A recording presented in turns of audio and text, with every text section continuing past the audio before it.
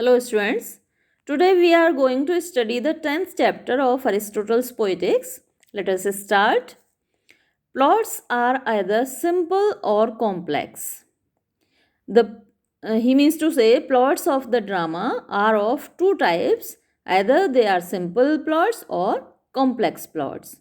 For the actions in real life of which the plots are an imitation, obviously show a similar distinction. Because in real life, in the real world, the course of life of human beings, the stream of life of human beings is also of two types.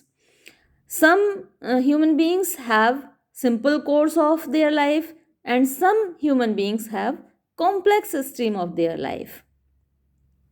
An action which is one and continuous in the sense above defined, I call simple.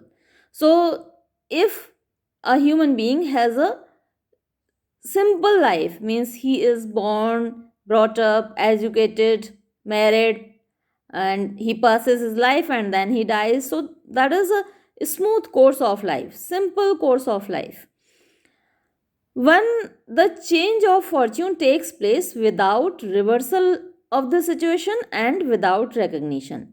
So, in this type of plot, there is no reversal of situation. There is no peripecia or and no anagnosis.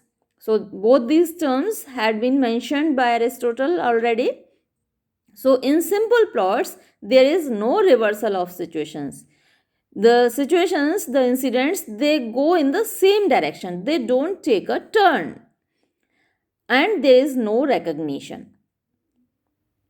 A complex action is one in which the change is accompanied by such reversal or by recognition or by both.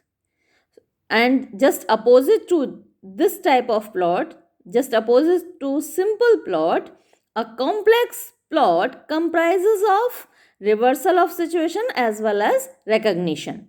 So in a complex plot, there is reversal of situation, peripecia, and recognition, anagnosis.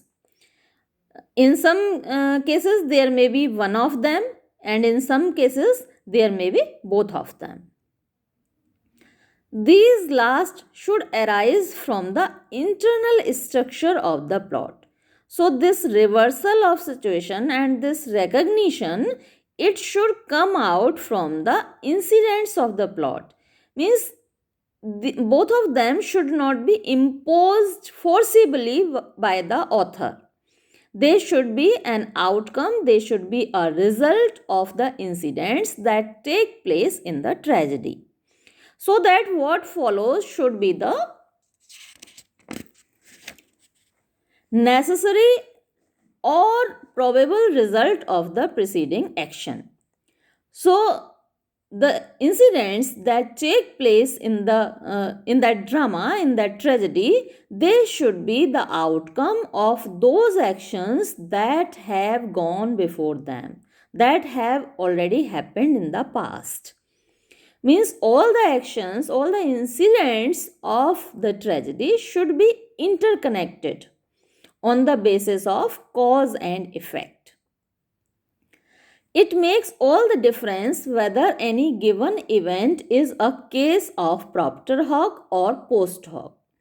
So when the events are interconnected with cause and effect relation, then the audience can recognize whether any given event is a case of propter hoc or post hoc. Now, this propter hoc or post hoc, this is a logical fallacy. For example, the event B took place after the event A. So, if you conclude that the event B is the outcome of event A, then you are using this fallacy, propter hoc or post hoc. Let me give you a more simple example. For example, if you come to my house and after your arrival, my grandfather dies, then I will say, my grandfather has died because of your arrival. So then I won't use my logic. I will just say that because you came to my house, my grandfather died. So this is the fallacy, propter hoc or post hoc. Here this chapter comes to an end. Thank you.